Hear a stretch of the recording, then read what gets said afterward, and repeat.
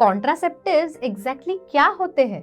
मैं किस प्रकार का कॉन्ट्रासेप्टिव यूज करूं? मेरे लिए कौन सा कॉन्ट्रासेप्टिव ज्यादा सूटेबल रहेगा? इन सारे सवालों का जवाब इस वीडियो में मैं यानी कि डॉक्टर पल्लवी मेहता आपको देना चाहूंगी। प्रेगनेंसी अवॉइड करने के लिए जिन चीजों का इस्तेमाल किया जाता है उन्हें कॉन्ट्रासेप्टिव्स के नाम से पहचाना जाता है।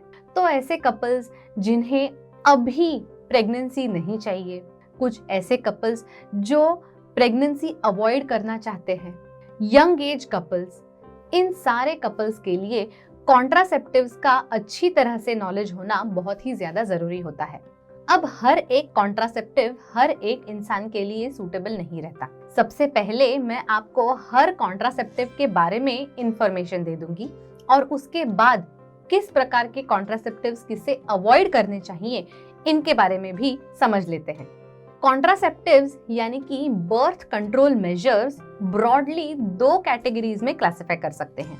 एक होते हैं रिवर्सिबल बर्थ कंट्रोल मेजर्स और दूसरे होते हैं इररिवर्सिबल यानी कि permanent birth control measures. Reversible contraceptive methods broadly 3 प्रकार के होते हैं। सबसे पहले हम हार्मोनल बर्थ कंट्रोल मेजर्स के बारे में बात करेंगे। हार्मोनल बर्थ कंट्रोल मेजर्स यानी कि कुछ ऐसे चीजें जिनकी मदद से आपके शरीर में, औरतों के शरीर में हल्की हल्की मात्रा में हार्मोन्स रिलीज होते रहते हैं और इन हार्मोन्स की वजह से प्रेगनेंसी अवॉइड की जाती है। अलग अलग प्रकार के हार्मोनल कॉन्ट्रासेप्टिव्स मार्केट में अवेलेबल है, जैसे कि इम्प्लांट्स। एक छोटा सा रॉड जैसा इम्प्लांट शरीर में इंसर्ट किया जाता है, प्लेस किया जाता है। इस इम्प्लांट में से छोटी मात्रा में प्रोजेस्टिन नाम का एक हार्मोन रिलीज होता है। इस प्रोजेस्टिन की वजह से प्रेगनेंसी रहना बहुत ही लेस लाइकली हो जाता है, यानी कि प्रेगनेंसी के चांसेस बहुत ही ज्यादा कम हो जाते हैं। हार्मोनल इम्प्लांट्स शरीर में 3 साल तक रखे जा सकते हैं। फिर आते हैं इंजेक्शंस। इन्हीं इम्प्लांट्स की तरह प्रोजेस्टिन का इंजेक्शन औरतों को दिया जाता है। ये इंजेक्शन 3 या 4 महीने में एक बार लेना पड़ता है। इस इंजेक्शन की वजह से भी प्रोजेस्टिन की मदद से प्रेगनेंसी के चांसेस बहुत ज्यादा कम हो जाते हैं। कंबाइंड ओरल कॉन्ट्रासेप्टिव्स और प्रोजेस्टिन ओनली पिल्स, ये 2 प्रकार की टैबलेट्स होती हैं। Combined oral contraceptive tablets regularly 28 दिन तक कंज्यूम करने पड़ते हैं। इस 28 दिन के कोर्स में आखिरी 7 दिन में प्लेसिबो टैबलेट्स आते हैं, जिनकी वजह से पीरियड्स आ जाते हैं। पहले 21 दिन में कुछ मिनिमम क्वांटिटीज में ईस्ट्रोजन और प्रोजेस्टेरॉन के हार्मोन्स शरीर में रिलीज होते हैं। इन हार्मोन्स की मदद से प्रेगनेंसी पूरी तरह से अवॉइड की जा सकती है। इन कंबाइंड कॉन्ट्रासेप्टिव पिल्स को शॉर्ट में ओरल कॉन्ट्रासेप्टिव पिल्स यानी कि ओसी पिल्स के नाम से भी पहचाना जाता है। लेकिन अगर आपकी उम्र 35 साल से ज्यादा है, ब्रेस्ट कैंसर की हिस्ट्री आप में रह चुकी है या फिर आपके शरीर में ब्लड क्लॉट होने की टेंडेंसी है, तो आपके डॉक्टर आपको कंबाइंड कॉन्ट्रासेप्टिव पिल्स लेने से मना कर सकते हैं। ऐसे केसेस में आप प्रोजेस्टिन ओनली पिल यानी कि मिनी पिल्स का इस्तेमाल कर सकते हैं। कंबाइंड कॉन्ट्रासेप्टिव पिल्स की तरह ही मिनी पिल्स भी 28 दिन तक ली जाती है, जिसमें पहले 21 दिन तक प्रोजेस्टिन रिलीज होता है और आखिरी से 7 दिन प्लेसिबो पिल्स होती हैं, जिसकी वजह से पीरियड्स आ जाते हैं। कुछ औरतों में ईस्ट्रोजन दिया नहीं जा सकता। इन औरतों के लिए मिनी पिल्स काफी बेहतरीन ऑप्शन माना जा सकता है। हार्मोनल मेथड्स में एक और मेथड होती है जिसे पैच के नाम से पहचाना जाता है। एक बैंडेड की तरह ये एक स्किन पैच होता है। ये पैच हार्मोनल पैच होता है और इसमें स्किन के ऊपर लगाए जाने के बाद, पेट के, बटक्स के स्किन के ऊपर लगाए जाने के बाद छोटी मात्रा में हार्मोन्स रिलीज होते हैं। ये भी प्रोजेस्टिन का हार्मोन होता है। इन पैचेस को ब्रेस्ट पे कभी लगाने नहीं चाहिए। इन्हें ज्यादातर लोअर एब्डोमेन पे या बटक्स पे लगाए जाएं। इन पैचेस को भी 3 हफ्ते तक लगाएं और चौथे हफ्ते ना लगाएं, जिसकी वजह से आपके नॉर्मल पीरियड्स आ सकते हैं। हार्मोनल वजाइनल कॉन्ट्रासेप्टिव रिंग्स भी मौजूद होती हैं। इन रिंग्स को पहन के शरीर में छोटी मात्रा में ईस्ट्रोजन और प्रोजेस्टेरॉन रिलीज होते रहता है और जिसकी वजह से पीरियड्स नॉर्मल आ जाते हैं। पैच की तरह ही इन रिंग्स को भी 3 हफ्ते तक लगातार पहने और फिर चौथे हफ्ते में इन्हें निकाल दें, जिसकी वजह से आपके नॉर्मल पीरियड्स आ सकते हैं। रिवर्सिबल कॉन्ट्रासेप्टिव मेथड्स में दूसरा बहुत ही इंपॉर्टेंट कॉन्ट्रासेप्टिव तरीका है और वो है आईयूडीज यानी कि intra uterine devices. Multi load, copper T जैसे commonly available intra uterine devices को यूट्रस के अंदर प्लेस किया जाता है।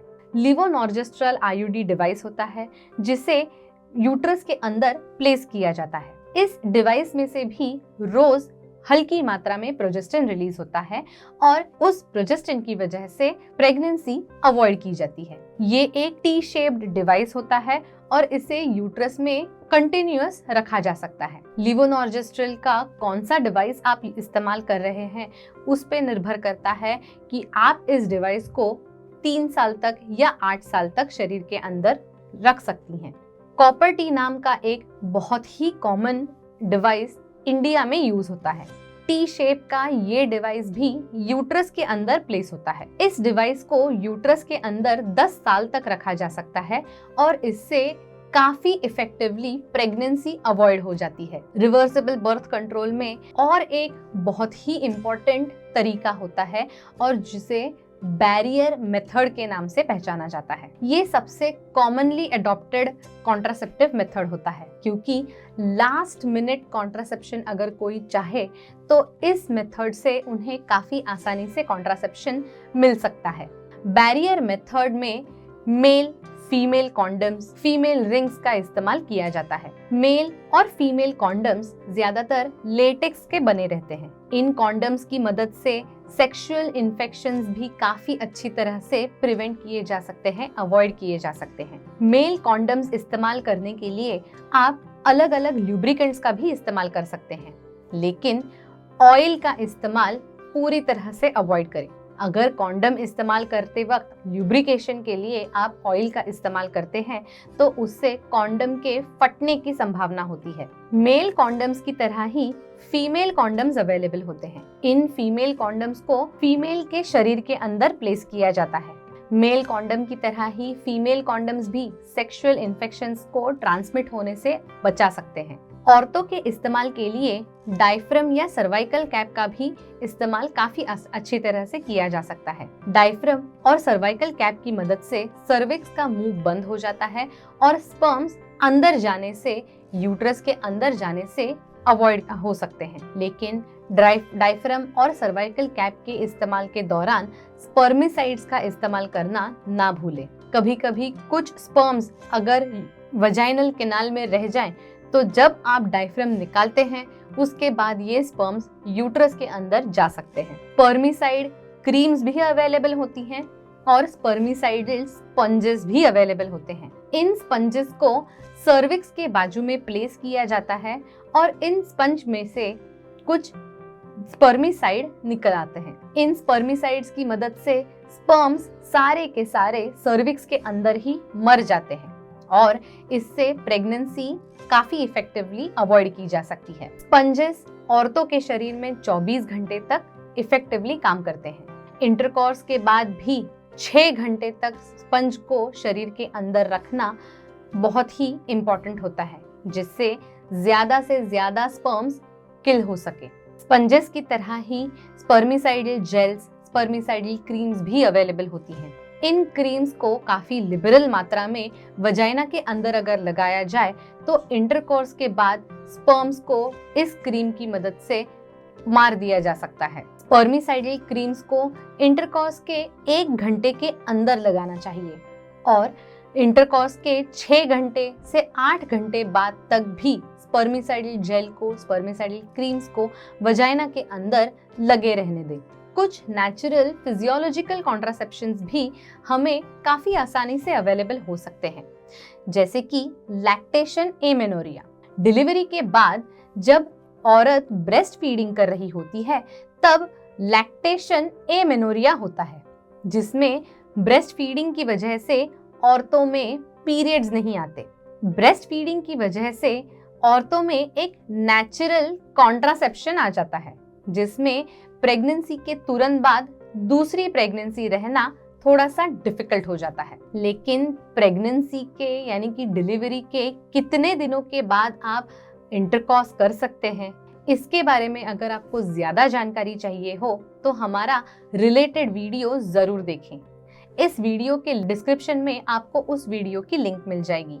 अब रिवर्सिबल कॉन्ट्रासेप्टिव्स में एक बहुत ही इंपॉर्टेंट कॉन्ट्रासेप्टिव होता है, वो है इमरजेंसी कॉन्ट्रासेप्टिव। ज्यादातर इमरजेंसी कॉन्ट्रासेप्टिव पिल्स इंडिया में अवेलेबल है। इन पिल्स के कंजम्पशन के लिए आपको डॉक्टर की प्रिस्क्रिप्शन की जरूरत नहीं पड़ती। अगर आप केमिस्ट के पास जाके इमरजेंसी कॉन्ट्रासेप्टिव पिल्स के बारे में पूछते हैं तो आपके केमिस्ट आपको सही कॉन्ट्रासेप्टिव्स दे सकते हैं। इमरजेंसी कॉन्ट्रासेप्टिव पिल्स को अनप्रोटेक्टेड सेक्सुअल इंटरकॉर्स के 3 दिन के अंदर कंज्यूम करना बहुत ही ज्यादा जरूरी होता है। कुछ कॉन्ट्रासेप्टिव्स 5 दिन तक भी लिए जा सकते हैं, लेकिन अगर अनप्रोटेक्टेड सेक्सुअल इंटरकॉर्स के बाद 5 दिन अगर बीत गए हैं तो आपको आपके केमिस्ट को उस तरह से बताना पड़ेगा।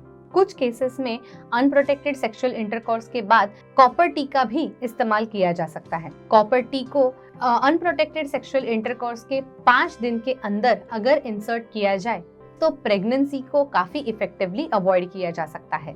इररिवर्सिबल यानी कि परमानेंट बर्थ कंट्रोल मेजर्स के बारे में बात करेंगे। परमानेंट यानी कि इररिवर्सिबल बर्थ कंट्रोल मेजर्स यानी कि वैसेक्टोमी और ट्यूबेक्टोमी। इन केसेस में औरतों के अंदर होने वाली ट्यूब्स, फेलोपियन ट्यूब्स को कट करके उन्हें टाई किया जाता है। वैसे ही मर्दों के अंदर मौजूद वास डिफरेंस नाम के एक ट्यूब को कट करके उसे भी टाई किया जाता है।